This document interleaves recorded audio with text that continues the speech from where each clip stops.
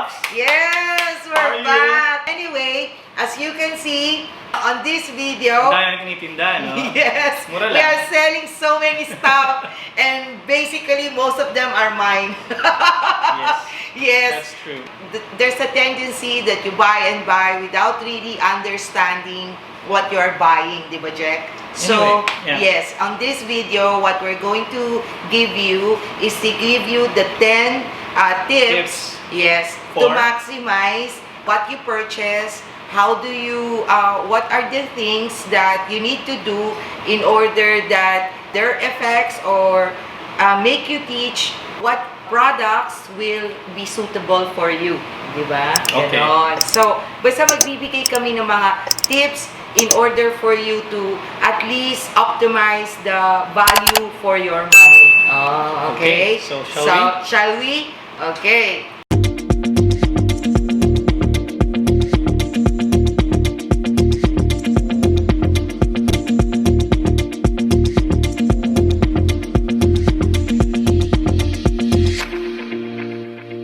Again, because the products are, as you can see, it turns out not to become too cheap anymore for me. Because I keep on buying stuff. Oo. Kasi nga, sa kakapanood ko ng mga YouTube influencers yan, no? But I Di guess, ba? I think what is important also is to be able to stick to your regimen. Oo. It doesn't have to be very expensive or too many for you to be able to Correct. follow. This is particularly for men. Kung hindi naman yung gusto magkaroon ng sobrang daming produkto in front of you to use, just make sure na you do it religiously and do it every morning and every night. Yeah. So, that comes in when we're talking about buying legitimate products. Because sometimes we wanted to have the product and then we ended up trying to find a bargain deal. And then you ended up buying a fake product, which is very dangerous. How do you make yourself aware of the legitimacy of the product? Yes, well, basically kasi, like for example, in online stores, like Lazada, where I often buy some of my stuff, I either use an official store of Lazada, okay, and then that's where I buy. You have to see also the review of the seller. So it diba? pays Correct, to to read read, yes. And then of course, if the price is too cheap and you know that the product is a little bit expensive, or you know it's too impossible for, it's too good to be true. Yes, for that to have that kind of price, then don't buy it. Kasi it's better that you have the original one, the real stuff, because remember mga mamaps and papas, you're putting it in your face or in the skin of your body and face. So, kung may mga ingredients yan that is harmful, it might do you even worse. It might even bring you into a worse situation. Diba? So, yun yun. So, nakalima na tayo. On the 6 is that you have to check the shelf life and store it properly. Normally, I don't check the shelf life. Okay. Me too. Sometimes I forget. But you have to make sure na it's still okay pa. Now, according to a lot of pharmacists that I know, they say that kasi in every country, there is a specific requirement that for example here, B5, di ba? Or sa FDA sa US. They sometimes require all the manufacturers to have a maximum of shelf life. For example, in a certain product, you cannot go beyond 4 years. You cannot claim 4 years, so the maximum is 3 years. Parang ganon. So, but it really depends on the ingredients. So, again, the shelf life is dictated by the requirements of the country.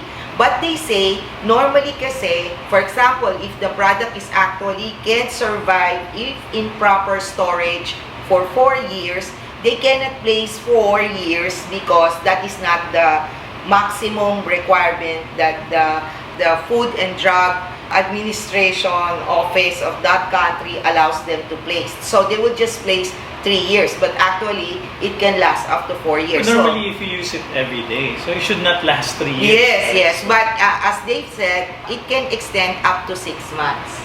Okay. So yun yung sabi ng mga pharmacists na kakilala ko na normally if the product nakalagay 2 years, it's still safe at least 6 months of use. But after that, you really have to throw it away. Okay. Oh, yan. Gotcha. Oo. At saka sa storage naman, it doesn't automatically follows that you need to place it in the fridge. Yes. Kasi yung iba talaga kasi is intended not to be placed in a cooler temperature. So, temperature actually affects the products as well. Okay. Oh, di ba? So, next, number 7. O, ikaw magsabi. Ito talaga Number meron 7. tayong ayan. Use the product according to the instruction and dapat lagi nyo siyang make sure na hygienic yung product. Yes, because... How do you demonstrate? Yes. Because, mga mom-ups and pop-ups, normally, in products like, example, moisturizer, ito wala. This one, okay. This actually is my favorite.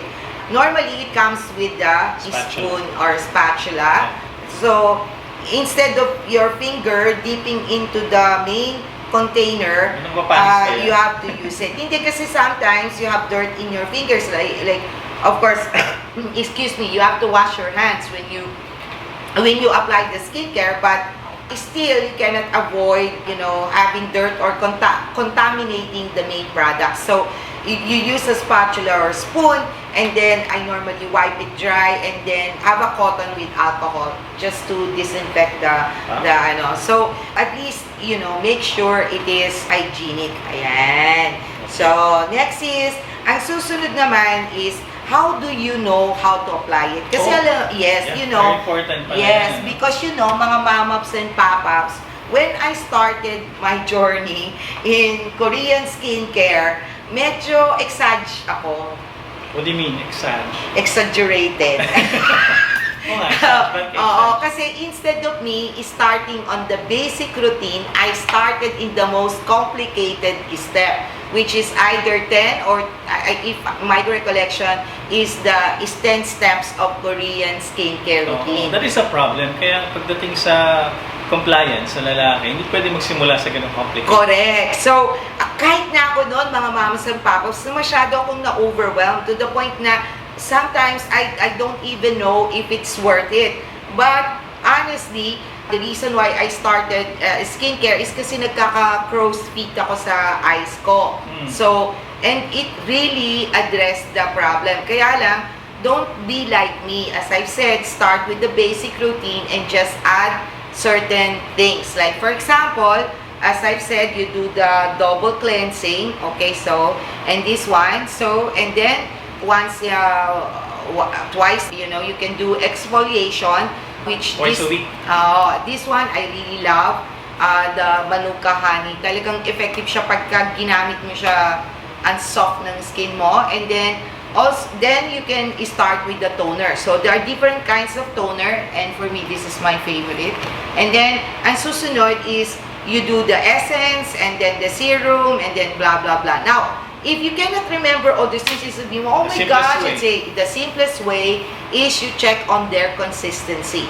So, when you apply, it is from the thinnest to the thickest. Okay. No, aren't you gonna ask why? Why?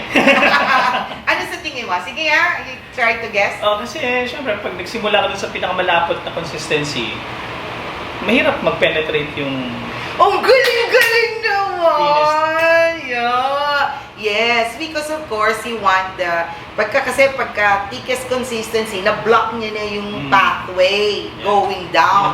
Yes, so that's why you start with the thinnest to the thickest consistency. Oh, di ba? Okay, now, the number 9 is... Use the right amount of product and the right application. Yes, okay. So, yung right amount, it has to be P-shape. Oh, yan. So, ano yung isang P-shape? P? P. Parang siyang, small, very small. Makikita niyo sa screen nyo. That's how little you need. And then, what I do is that I put dots on my skin. Yes. And then, honestly, when you apply your products, do not tug your skin. Kasi yung tendency, it will cause you to have wrinkles. Masyadong... masyadong... Yes, correct. Huwag masyadong... naku, lalaki, ano yan eh. Mabigat kasi kamay ng lalaki. Kaya sasabi mo, ito yung ginagamit sa eyes. Kasi nga, bakit nga ba? Kasi it has the lesser Force. muscle. Lesser, yung force ng muscle niya to work is weaker than the rest of the fingers. Di ba yung strength niya when it moves, kahit na mabigat ang kamay nyo, it doesn't, so lighter. Especially on the eyes. You use the fourth finger. Di ba? Tapos, instead na ginaganon nyo, na parang nagwa-wash kayo, what you do is that you use these two fingers and then you spread it around and then you tap. Ganon, mga ganyan-ganyan. Yan. So that it won't tag your skin and causes wrinkles. Di ba? So, last na tayo. Last. Okay, now, this is very important kasi ako, as a dentist, I always advise my patients na even if, you have do-it-yourself advices on YouTube or in Google or in whatever browser that you are using, and then, I'm not saying that what they are teaching is wrong, but what I'm saying is that sometimes it also is best for you if you encounter certain problems, sensitivity, irritation, itchiness. It is also really best that you have a consultation first with a professional like a dermatologist, or like if you encounter certain effects that is not expected when you use the products, then please do consult your doctor. Lalo na pag may skin condition kasi. Correct, yes. Tama yan. And then also, wag mo nang i-treat pa. Halimbawa, let's say, nagkaroon ka na ng itchiness, tapos nag-do-it-yourself ka pa rin doon sa treatment. Paano may psoriasis ka sa mukha? Yes. It might even make the matters worse. Di ba? Ayun. So, sige, mga mamas and papas, kahit na medyo parang hindi na naman maka-relate si Papa Jeff here. We hope that you are able to appreciate our video, and as Jack said, sige na, he loves to ring the bell. Don't forget to like and ring the bell for subscription. Yes, yon. Sige, mga mamas and papas, bye-bye!